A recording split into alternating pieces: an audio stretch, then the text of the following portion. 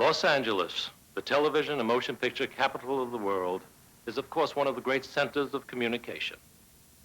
But today here in Los Angeles, you will hear something so extraordinary, it goes beyond any known type of communication. It is the voice of one of Hollywood's most noted screenwriters speaking to a friend. But you can ask, what is so extraordinary about that? The words he spoke were uttered 13 days after he died.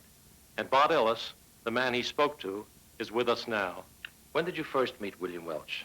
I met Bill Welch in 1972. William Welch wrote such properties as Towering Inferno, Land of the Giants, Swiss Family Robinson. He was a noted author, a noted writer, worked in films and in television. How many paranormal voices did Bill Welch collect? Over a period of years, he collected over 25,000 voices. What kind of equipment did he use? He used an ordinary tape recorder, had a inexpensive Sony, same as I'm using right here, and picked up some very good voices on just a ordinary tape recorder. Can we hear a sample of one of William Welch's voices? Sure. I'll play a sample. Before I do, I want you to know that the voice that I'm going to play you was recorded originally just once, but for playback purposes now, you'll hear it 3 times. And it's really important when you listen to the voice that you listen under the tape sound, because a lot of people get distracted by that. Try to listen under it, and you'll hear the voice. First voice is a young lady who gives her name, which is Mary Ann. This is how it sounds.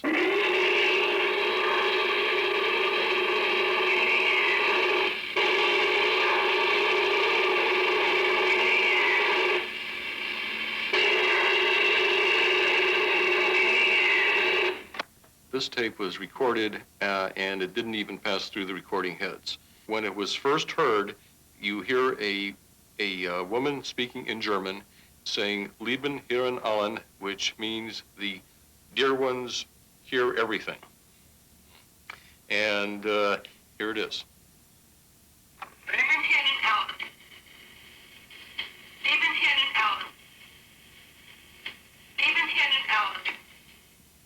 That, incidentally, is what we would consider to be a high broadcast quality voice, and as you can tell by the sound itself, the total quality is good, and you could hear everything without having to strain.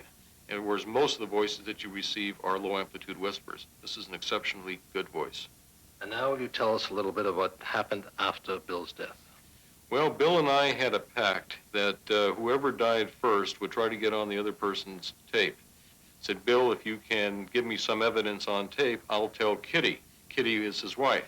And the voice that came on right after I said Kitty said, tell her, which was a very intelligent, very appropriate type of statement to make when I said, if you come on the tape, I'll tell your wife. And he said, tell her. And I believe that that's him. Here it is.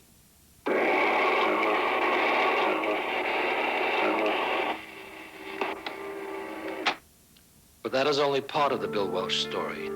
For shortly after this first message was received, Bill Welch spoke again and to a classroom full of students. Franz F., one of the country's leading parapsychologists, was there. Bill's widow, Kitty, and his nephew, Robert, came to my class and played a tape that Bill had made in his own voice while alive, that after listening to it, 2 words came on the tape, and we felt that it was indeed Bill Welch's voice, and it says, Robert, teach. And here it is.